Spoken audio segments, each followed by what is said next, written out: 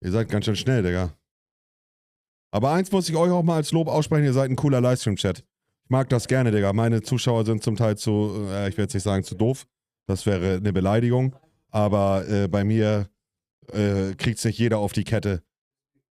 Aber ich mag das gerne, wenn zu passenden Situationen die passenden Emotes gespammt werden. Das mag ich extremst gerne. Liegt aber natürlich auch daran, dass hier kein Subscriber-Only-Chat drin ist, sondern dass jeder schreiben kann, wie er möchte. Das mag ich aber gerne.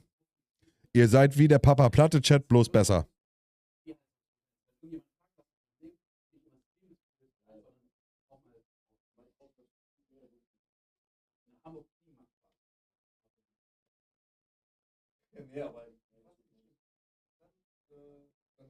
Carsten, was ist eigentlich mit deinem Bart?